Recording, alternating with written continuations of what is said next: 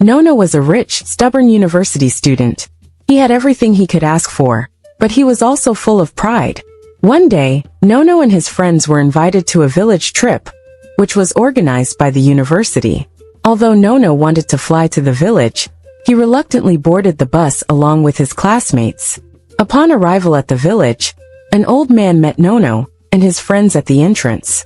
With a calm voice, he warned them about the sacred forest nearby. "Do not disrespect the spirits," he said, pointing to the dense trees. Nono laughed it off, not taking the warning seriously. Nono and his friends walked into the forest, excited to explore.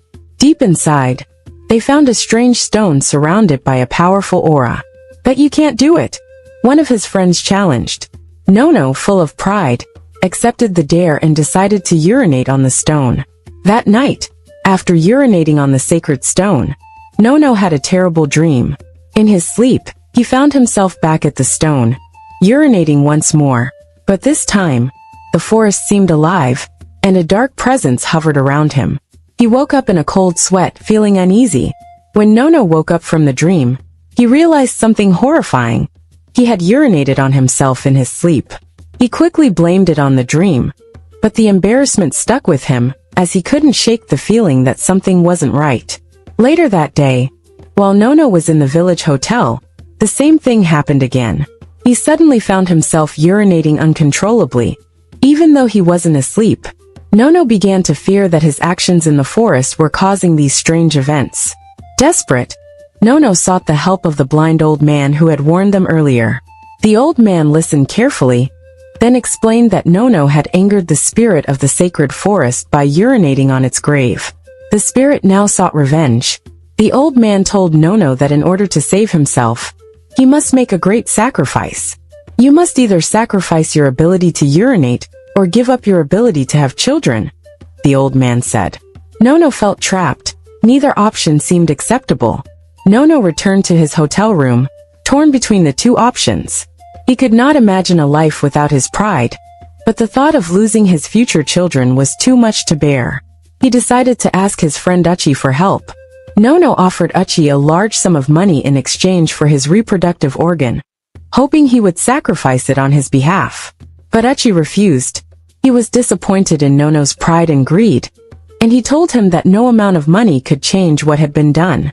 Despite the warnings and offers of help, Nono refused to make the sacrifice. That night, as he slept, he was struck with a powerful, unbearable pain. He awoke gasping for breath, but it was too late. Nono passed away in his sleep, his pride having sealed his fate. Uchi, heartbroken by his friend's death, moved on. He focused on his studies and career, building a life that was full of success and happiness. His story was a reminder of the importance of humility, respect, and the consequences of pride. Years later, Uchi would tell the story of Nono to anyone who would listen. "Never let pride cloud your judgment," he would say. "Respect for the unseen forces of the world is important.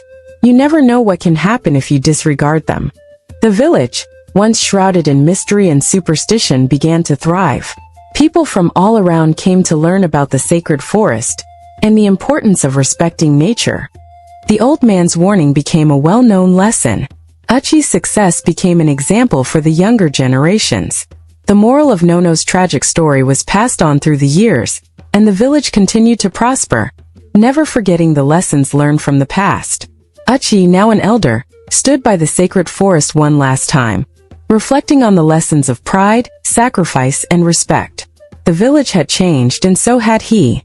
He knew that Nono's legacy would live on, a reminder to never underestimate the power of humility. Years passed, and Uchi returned to the village, bringing his family with him. He wanted to show them the place that had taught him so many important lessons. The village was no longer feared but celebrated as a place of wisdom and history. As Uchi visited the old man's home, he noticed a new face, a young man named Kalechi. Kalechi had heard the story of Nono's death and had come to learn from the elders. Uchi welcomed him, knowing that the village's wisdom needed to be passed on. Kalechi was not sure if he believed in the supernatural. He asked the old man, "Is it really true that the forest is sacred?" The old man nodded and said, "The forest teaches respect for the world beyond our sight. If you are wise, you will listen to its lessons." The old man told Kelechi about the fate of Nono. He was proud and it cost him everything, the old man explained. Kelechi listened carefully, beginning to understand the power of humility and respect for the unseen forces. The next day, Kelechi decided to venture into the forest, hoping to understand its power. As he walked through the trees, he felt a sense of peace.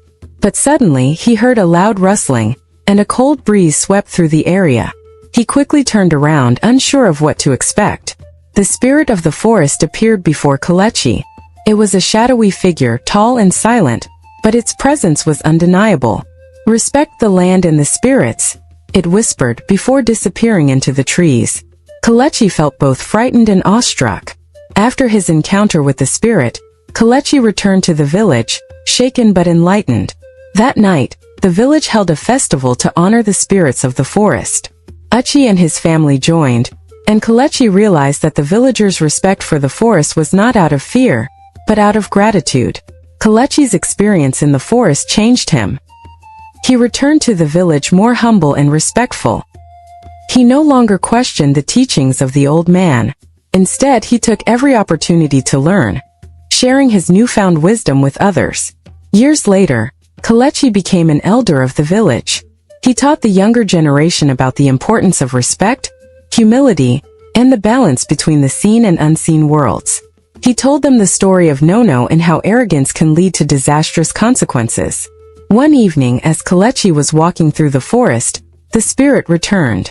This time it appeared in front of him, but instead of anger, there was a sense of peace. "You have learned the ways of the land," the spirit said. "You will protect the sacred forest." As the years went by, the village flourished. The villagers respected the land, the spirits, and each other. Kelechi's leadership brought prosperity, and the story of Nono remained a powerful lesson in the hearts of all. The children of the village grew up learning from the elders. They were taught not just the ways of their ancestors, but also the importance of living in harmony with nature. The legacy of respect and humility continued through them. As Kelechi grew older, he knew that his time as the village elder was coming to an end. He was content knowing that the teachings he had passed on would live forever in the hearts of the villagers. He had learned humility and respect, and that was his true legacy. On his last day, Kelechi walked one final time into the forest. He stood by the sacred stone, remembering the lessons of Nono and the importance of respect. The spirit appeared one last time, nodding in approval. Kelechi smiled, knowing the village would continue to thrive as long as they honored the land and each other. Thank you for joining us on this magical journey through the heart of the village. We hope this story has shown you the beauty and mystery that can be found in everyday life. Don't forget to like, subscribe, and share this tale with your friends. Who knows what other secrets we will uncover